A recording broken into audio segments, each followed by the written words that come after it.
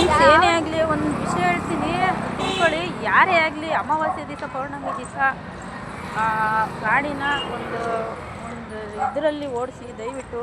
ಇವಾಗ ಇಲ್ಲಿ ಇಬ್ಬರು ಬಿದ್ದುಬಿಟ್ರು ಲೇಡೀಸು. ಏನಪ್ಪ ಅಂತಂದರೆ ಗಾಡಿನ ಸ್ವಲ್ಪ ನಿಧಾನಕ್ಕೆ ಓಡಿಸಿ ಅಮಾವಾಸ್ಯೆ ದಿವಸ. ನಾವು ಕರೆಕ್ಟಾಗಿ ಹೋದ್ರೂ ಬರೋ ನನ್ನ ಮಕ್ಕಳು ಕರೆಕ್ಟಾಗಿ ಬರೋಲ್ಲ. ಎಷ್ಟೋ ಸಲ ನನಗೆ ಈ ಅನುಭವ ಆಗಿದೆ. ಅದಕ್ಕೋಸ್ಕರ ನಿಮಗೆ ಹೇಳ್ತಾ ಇದ್ದೀನಿ. ನನಗೆ ಒಂಥರ ಬೇಜಾರಾಯಿತು. ಬಟ್ ಅಲ್ಲೋಗಿ ನಾನು ನೋಡಿದೆ, ಅಂದರೆ ಜಾಸ್ತಿ ಏನು ಏಟಾಗಿಲ್ಲ, ಸ್ವಲ್ಪ ಸುಮಾರಾಗಿ ಏಟಾಗಿದೆ. ಪಾಪ ಇನ್ನೊಬ್ಬರು ವಯಸ್ಸಾದವ್ರು ಇದ್ದಾರೆ. ಯಾಕಪ್ಪ ಅಂದರೆ ಈ ಕೊರತದಲ್ಲಿ ಏಟಾದರೆ ಬೇಗ ಮೇಲೆ ಆಗಲ್ಲ.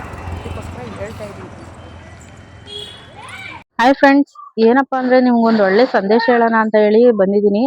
ಆ ಸಂದೇಶ ಏನಪ್ಪ ಅಂತಂದರೆ, ಯಾರೇ ಆಗಲಿ ಈ ಗಾಡಿ ಓಡಿಸ್ಬೇಕಾದ್ರೆ ಅಮಾವಾಸ್ಯೆ ಪೌರ್ಣಮಿ ದಿವಸ ಆದಷ್ಟು ನಿಧಾನವಾಗಿ ಓಡಿಸಿ. ಯಾಕಪ್ಪ ಈ ವಿಷಯ ಹೇಳ್ತಾ ಇದ್ದೀನಿ ಅಂದರೆ, ನಾನು ಇವಾಗ ತಾನೇ ಹೆಸರುಘಟ್ಟ ಹೋಗಿದ್ದೆ, ಅಕ್ಕಿ ಹಾಕ್ಸ್ಕೊಂಬರೋಣ ಅಂತ ಹೇಳಿಬಿಟ್ಟು.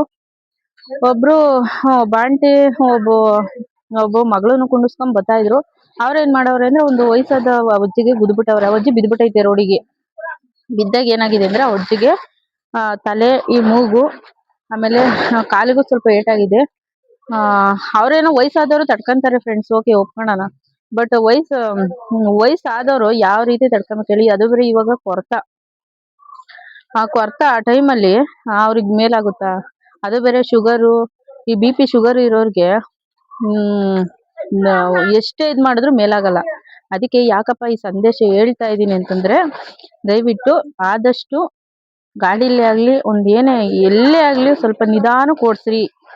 ಇದೊಂದು ಮಾತ್ರ ನಾನು ಕೇಳ್ಕೊಂತೀನಿ. ಪ್ರಾಣ ಮತ್ತೆ ಹೋದ್ರೆ ಮತ್ತೆ ಬರಲ್ಲ, ಹೇಳ್ತಾ ಇದ್ದೀನಿ. ದಯವಿಟ್ಟು ಅಮಾವಾಸ್ಯೆ ಪೌರ್ಣಮಿ ದಿವಸ ನಿಧಾನಕ್ಕೆ ಓಡಿಸ್ರಿ ಅಂತ ಹೇಳ್ತಾ, ನನಗೆ ಹೇಳ್ಬೇಕು ಅಂತ ಅನ್ನಿಸ್ತು. ನಮ್ಮ ಯೂಟ್ಯೂಬರ್ಸ್ಗೆ ಒಂದು ಒಳ್ಳೆ ಸಂದೇಶ ತಿಳಿಸ್ಬೇಕು ಅಂತ ನನಗನ್ನಿಸ್ತು.